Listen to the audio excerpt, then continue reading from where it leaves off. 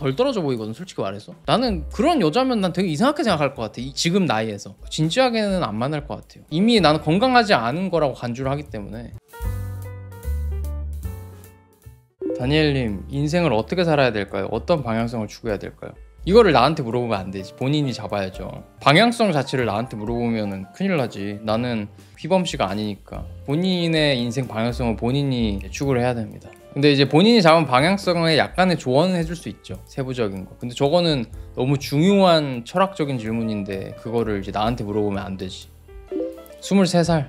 에이, 23살이면 방향성 없어요. 잘. 나도 그 나이 때 없었어. 나 그때 방향성은 여자 그냥 많이 꼬시고 멋있어 보이고 그런 게 목표였지 뭐. 대단한 가치관이 있을 나이는 아닌 것 같아요. 그 나이에 벌써 엄청난 가치관이나 대의가 있으면은 있는 사람도 있겠지만 잘 없죠. 23살 때 했던 생각들은 약간 이런 것들이었던 것 같은데, 저 여자의 가슴을 어떻게 만질 수 있을까, 저 여자의 엉덩이를 어떻게 실물로 볼 수 있을까, 약간 거의 이런 생각이었던 것 같아. 방향성이 없었다는 뜻이죠. 근데 나는 뭐 23살 하고 지금하고 뭐 당연히 내가 책임져야 될 게 많고 한 사업체를 꾸려야 되고 하니까 뭐 그런 거는 책임은 있는데 그 소년스러운 마음은 지금도 변함없어요. 지금도 변함없고 그때 그런 천진난만함이나 이런 건 아직도 있는 것 같아가지고 그때 나와 지금의 나가 뭐 그렇게 많이 다른가? 라는 생각이 있습니다. 뭐 23살 때는 굳이 말씀드리면 범죄만 안 저지르면 어떤 선택을 해도 다 복구할 수 있고 다시 할 수 있고 그런 나이거든요. 전 다시 돌아간다면 그냥 더 즐겁게 살 거리라는 생각은 있어요. 더 즐겁게 살 걸. 그 당시에 내가 은근히 어두운 면이 많았던 것 같아. 더 즐기지 못했던 게 오히려 후회가 되고. 박춘영님, 나이 든 여성인데 후회가 많이 된다고? 뭐 몇 살이신지 모르겠지만 제가 춘영 씨를 안 지는 하루니까 춘영 씨는 한 살로 합시다. 한 살이시죠? 네, 제가 안 지 하루니까 태어난 지 하루 되신 거예요. 그쵸, 오늘이 생일이시죠. 부모님께서 어릴 때 어떤 이야기 많이 해주셨어요? 저요? 근데 사실 뭐 제가 부모님하고 어렸을 때 대화를 그렇게 많이 했나 하면은 아닌 것 같아요. 특히 아빠랑은 대화를 많이 하기 시작한 게 20대 거의 후반에서부터고요. 20대 중반 넘어서. 엄마랑은 뭐 대화를 했어도 그냥 시덥지 않은 이야기를 한 거라서. 근데 그냥 엄마 아빠가 무심코 그냥 한 이야기나 태도 이런 거에 영향을 많이 받았겠죠. 근데 뭔가 대화를 엄청 많이 했다? 이건 아닌 것 같아요. 근데 그래도 가족끼리는 시간을 확실히 많이 보낸 집안이긴 해요. 그건 맞는데 제가 성격이 굉장히 그 혼자만의 공간에서 혼자 있는 걸 좋아하는 타입이었어가지고 엄마 아빠가 막 이렇게 침범하려고 할 때 되게 많이 이렇게 좀 밀어낸 적이 많거든요. 그럼에도 같이 시간을 많이 보냈지만 좀 혼자 있는 편이었어요.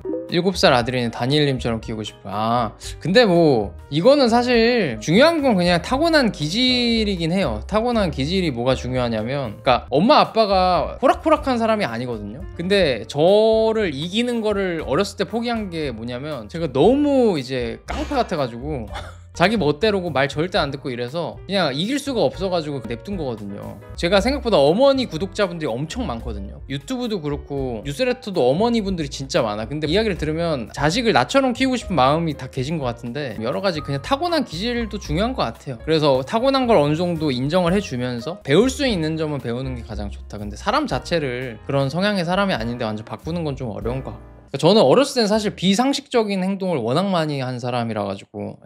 비상식적인 거요? 뭐 예를 들어서, 그러니까 이거 뭐 들으신 분은 다 들었을 텐데, 선생님이 빡치게 해서 교무실 문을 뜯어버렸다든지 뭐 이런 것들은 그냥 흔했어요. 흔해가지고. 그리고 뭐 예를 들어 뭐 이런 거 있잖아요. 어렸을 때 막 엄마 지갑에서 5,000원 정도 빼간다던가 10,000원 정도 빼간다던가 이런 경우가 있잖아요. 저는 간이 커가지고 100만 원짜리 수표를 그냥 가져가고, 저는 스케일이 그냥 일단 100만 원부터 시작. 하루 만에 다 써. 아니면 5,000원, 10,000원으로 뭘 해요. 한 100만 원 있어야 뭐 사고 싶은 거 다 사고 하지. 그러니까 이런 느낌이었습니다. 공부를 그래도 잘했던 건 내가 경쟁심이 있어서요. 그러니까 내가 지는 걸 졸라 싫어하니까. 학창 시절에 뭐 이길 수 있는 게 몇 개 없잖아. 뭐 게임이나 운동이나 공부 이런 거잖아. 하루에 폰을 3-4번밖에 안 보는 남자? 해피형? 그게 무슨 상관일까요? 저는 핸드폰을 많이 안 보거든요. 저는 카카오톡을 다 PC톡으로만 해요. 핸드폰으로 카카오톡 답장을 안 해요. 그냥 제가 손도 좀 크고 해가지고 자꾸 오탄하고 그걸 싫어해가지고, 저는 버디버디 옛날에 했던 것처럼 PC톡을 켰을 때만 카카오톡 답장을 하거든요. 저 같은 사람도 있고 하니까 연락을 가지고 뭔가 자꾸 척도를 잡는 게 스스로 자꾸 피곤해지는 길이 아닐까라는 생각이 듭니다. 저는 사실 핸드폰은 최대한 안 보는 게 좋다고 생각을 하긴 해요. 연락이랑 자꾸 뭔가 관계의 뭐 깊이나 이런 걸 연결하는 게 스스로한테 안 좋아요. 제가 봤을 때 그렇게 엮어 들어가면 끝도 없고. 예를 들어 연락을 자주 안 하는 사람 사람한테는 막 뭐라고 하는데 핸드폰 맨날 붙잡고 나한테 칼답하는 사람한테 뭐라고 안 하잖아. 근데 나는 그렇게 칼답하고 계속 핸드폰 붙잡고 있는 애가 더 덜 떨어져 보이거든, 솔직히 말해서. 나는 그런 여자면 난 되게 이상하게 생각할 것 같아, 지금 나이에서. 어렸을 때는 나도 핸드폰 많이 붙잡고 있었으니까. 근데 나는 지금 나이에 맨날 핸드폰 붙잡고 그것만 보고 있는 여자? 나는 진지하게는 안 만날 것 같아요. 이미 나는 건강하지 않은 거라고 간주를 하기 때문에. 나는 현대인이라면 당연히 모바일 그 스마트폰을 멀리 하려고 노력을 해야 된다고 생각해. 왜냐면은 이득보다는 해가 많으니까. 연락이 늦어서 서운해하는 사람이 있으면 저는 안 만났죠. 네.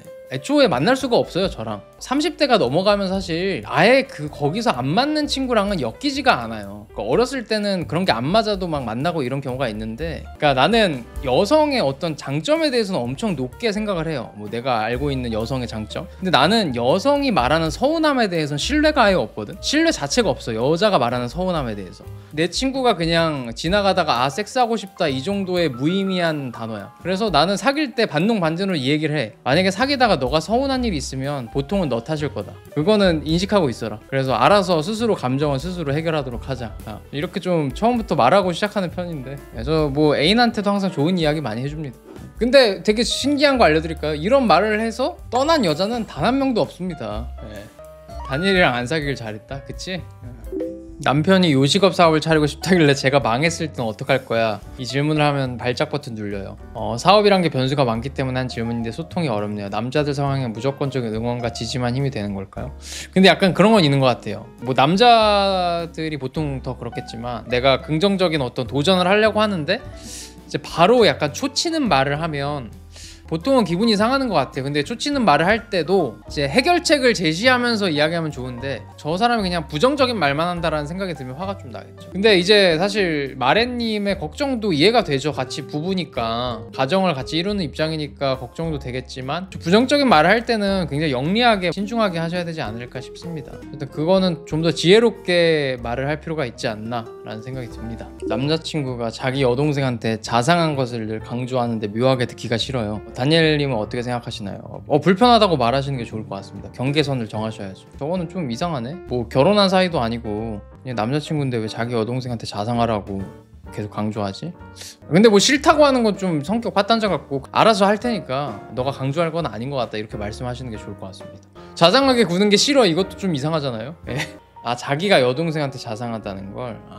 뭐 그 정도는 근데 말할 수 있지 않나? 근데 불편한 이유가 뭘 것 같아요? 그게 좀 합리적이어야 될 것 같은데, 그냥 그게 불편하다고 이야기하면 좀 이상해질 수도 있을 것 같아요. 자상한 자신의 아이덴티티가 좋은가 보죠. 어필하는 건가? 난 여자한테 이렇게 스윗하고 다정한 남자다, 가만히 있어도 벌이 꼬인다, 이런 거를 말하고 싶은 건가? 어쨌든 호랑이님의 뭔가 어떤 심리적인 뭔가를 건드리는 거잖아요. 그 행동 자체로 봤을 때는 막 비판거리는 아니거든요, 사실. 왜냐면은 저 이야기가 남자친구분 입장에서 악의를 가지고 하는 건 아니니까, 저런 이야기를 뭐 악의로 가지고 할 건 건덕지는 없거든요. 그러니까 뭔가 내 인식에 문제가 있는데 그게 왜 그렇게 되는 건지는 곰곰이 생각해보면 좋지 않을까 싶습니다.